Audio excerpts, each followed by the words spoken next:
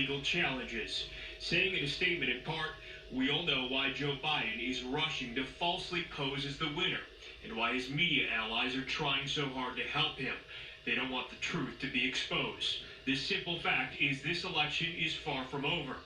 The campaign is still yet to provide any evidence of widespread fraud, but sources close to the president now tell Fox News that he plans to graciously concede if the campaign legal challenges fail to provide a path to a second term.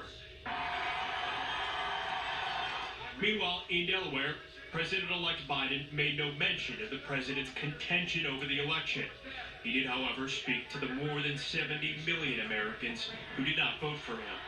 For all those of you who voted for President Trump, I understand the disappointment tonight.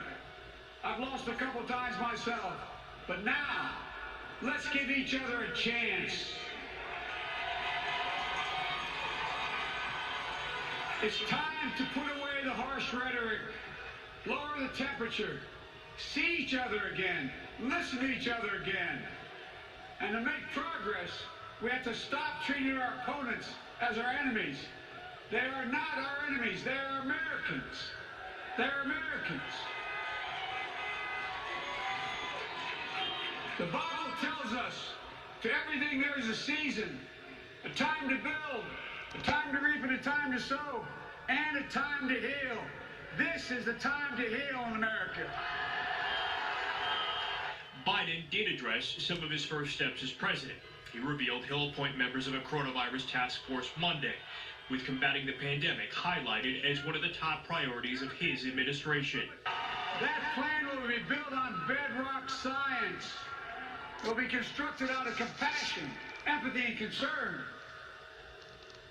I will spare no effort, none, or any commitment to turn around this pandemic. But before the work begins, he now celebrates with his family. The longtime senator and former vice president, now bound to take office in January as the 46th president of the United States.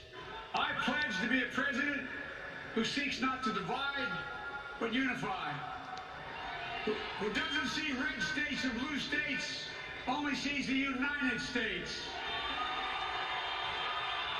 And work with all my heart, with the confidence of the whole people, to win the confidence of all of you. And for that is what America, I believe, is about. So here's a closer look at the Electoral College map and how it stands tonight. Fox and other outlets have called Pennsylvania a state with 20 Electoral College votes for President-elect Biden. They've also called Nevada for Biden. It has 6 electoral votes. That gives President-elect Biden a clear 290 electoral vote lead over the president's 214.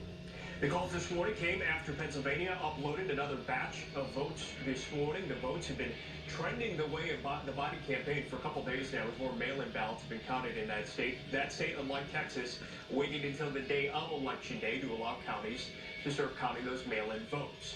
As of now, President-elect Biden leads by roughly 37,000 votes. They, like many other states, including Texas, they'll continue to count votes. And Fox and other newsrooms have also called the state of Nevada. A Biden lead had been expanding there. He now leads by more than 27,000 votes.